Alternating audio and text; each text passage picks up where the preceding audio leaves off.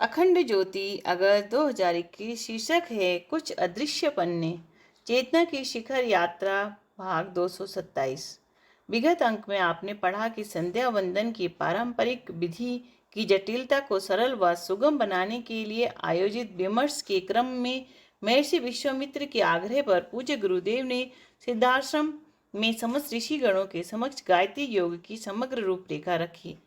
साधनात्मक उपचार को सार्वजनीन बनाने के उद्देश्य से कम समय में ही संपन्न हो जाने वाली पूज्य वर्ग द्वारा प्रवर्तित गायत्री योग की इस विधि में संध्या वंदन के सभी 5 प्रमुख कृत्यों का समावेश था।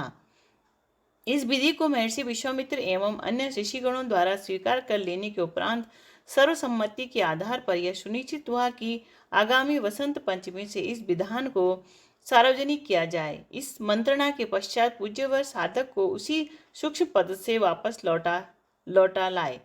आइए पढ़ते हैं इसके आगे का विवरण। 1975 की दीपावली बीत चुकी थी। हवाएं सर्द और हिमालय की तराई में बर्फीली होने लगी थी।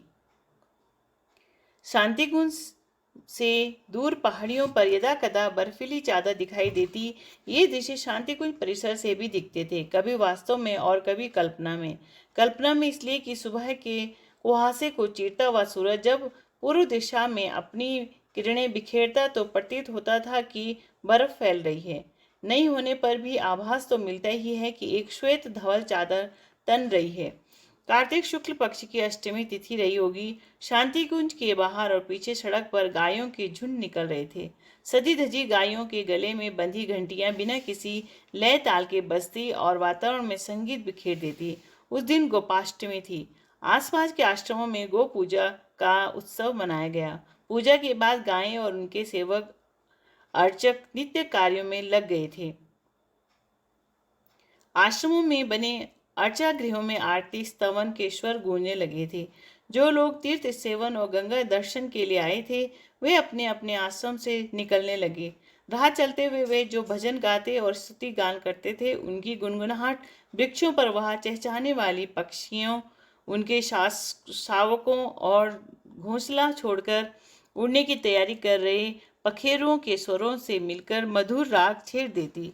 शांतिकुंज में गुरुदेव ने उस दिन का लेखन कार्य संपन्न किया और कंधों पर ओढ़ी तह कर रखी हुई शाल खोली।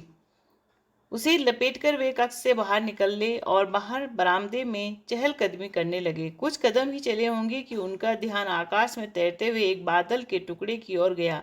वह टुकड़ा जैसे गुरुदेव के पास ही उड़ा चला आ रहा था। इस तरह उड़ रहा था जैसे पग पग चल रहा हो।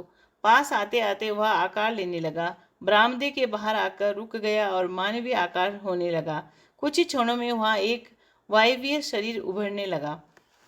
आकृति धीरे धीरे स्पष्ट हुई। 19वीं शताब्दी में ईस्ट इंडिया कंपनी के अधिकारियों जैसी वेशभूषा में एक अधेड़ अंग्रेज व्यक्तित्व सामने हवा में खड़ा था।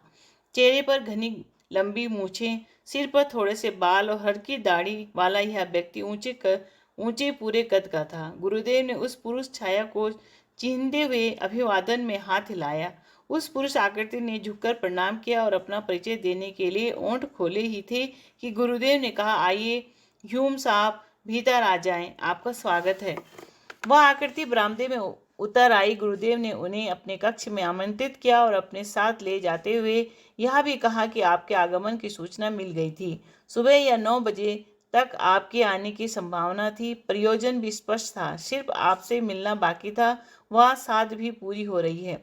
गुरुदेव के बताए स्थान पर बैठते हुए ह्यूम ने थोड़ा संकोच जताया, कहा कि साध तो मेरी पूरी हो रही है गुरुदेव। आपकी कृपा से हम लोगों ने 100 साल पहले जो काम शुरू किया था वह आपके मार्गदर्शन में ही पूरा हो रहा है। ह्यूम के वायवीय शरीर ने गुरुदेव के चरणों में प्रणाम किया और आश्वस्त सा होते हुए कहा कि आपसे आज की मुलाकात के बाद हम लोग विश्राम से सो सकेंगे। मैडम ने हम अंतरंग पार्षदों को जो दायित्व सौंपा था वह भी पूरा हो सकेगा। इस प्रसंग को कुछ पल के लिए विराम देकर पृष्ठभूमि में चला जाए। इस वायव्य शरीर का यहाँ उल्लेख किया गया है वह 1885 में भारतीय राष्ट्रीय कांग्रेस की स्थापना करने वाले सर एलन ऑक्टेवियन ह्यूम का था। ब्रिटेन में जन्मे ह्यूम ने भारत में बंगाल सिविल सर्विस से अपना कामकाजी जीवन शुरू किया था और 1882 में रिटायर होने तक वे विभिन्न प्रशासनिक पदों पर रहे। कामकाजी जीवन के दौरान उन्होंने अनुभव किया कि सरकार के क्रियाकलापों, नीतियों और फैसलों से जनता में असंतोष फैल रहा है। इस असंतोष को संगठित करने के लिए उन्होंने समकालीन सामाजिक और राजनीतिक विभूतियों के साथ मिलकर काम शुरू किया।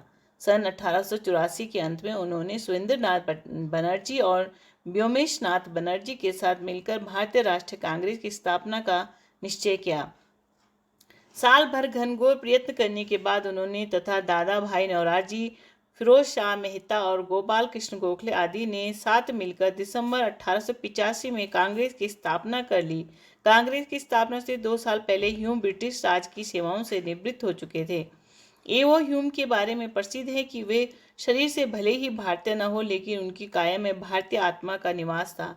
भारत और भारतीय समाज के प्रति उनके लगाव को देखकर यह स्थापित हो चुका था कि उन्होंने सरकारी सेवा में रहते हुए अंग्रेज सरकार से भारतीयों को उनके अधिकार दिलाने की भरपूर चेष्टा की।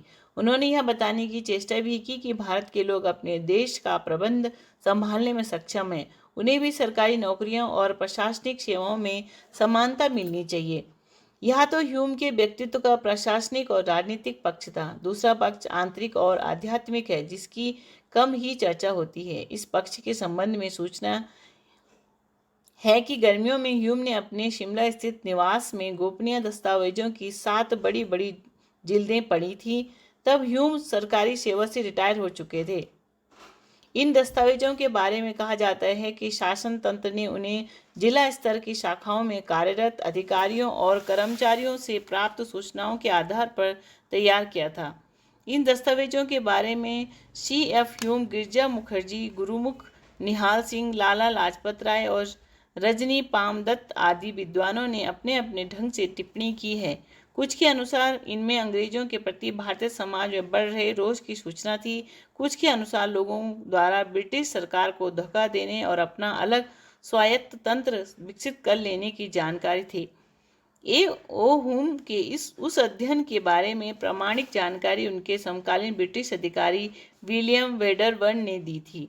प्रथम स्वतंत्रता संग्राम के समय मुंबई, तब बॉम्बे हाईकोर्ट में जज रहे और बाद में मुंबई सरकार के मुख्य सचिव बनकर रिटायर हुए वेडरबर्न ह्यूम के अच्छे दोस्त थे। उन्होंने ह्यूम की जीवनी में लिखा है कि शिमला में बैठकर उन्होंने जो दस्तावेज देखे थे उनमें देश भर में फैले मठों, महात्माओं और उनके शिष्यों के अलावा सिद्ध संतों के बारे में पर्याप्त सूचनाएं थीं। उनकी गतिविधियों के अलावा भारत के भविष्य के बारे में उनकी योजनाओं और अंतर्दर्शन के बारे में भी काफ़ी सूचनाएं थीं। इन सूचनाओं के आधार पर वेडरबर्न ने लिखा है कि ह्यूम का ऐसे महात्माओं से संपर्क था जो कंदराओं में रहकर रहस्यमय साधनाएं करते रहते थे। वे कहीं भी आ जा सकते थे, लेकिन लोगों को दिखाई नहीं देते। वे अदृश्य रहते और संसार में किसी भी व्यक्ति, जीव और यहाँ तक कि जड़ वस्तुओं से भी संवाद कर सकते थे। सिद्धों का संचालित संग्राम। थियोसॉफिकल सोसाइटी का एक प्रतिनिधि कूट ह्यूमीलाल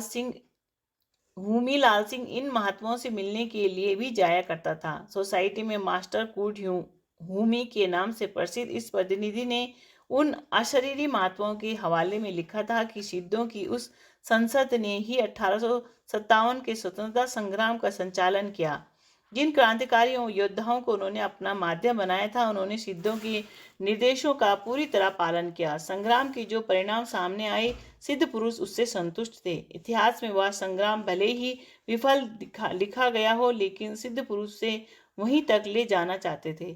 वे चाहते तो उसे आगे तक ले जा सकते थे, पर उनकी दृष्टि में भारतीय जनमानस इससे आगे के परिवर्तन झेलने के लिए तैयार नहीं था। पूर्ण स्वतंत्रता या नए राष्ट्र राज्य की स्थापना के लिए उनके अनुसार 90 वर्ष का एक चक्र पूरा होना आवश्यक था, और वह चक्र पूरा हुआ भी सही।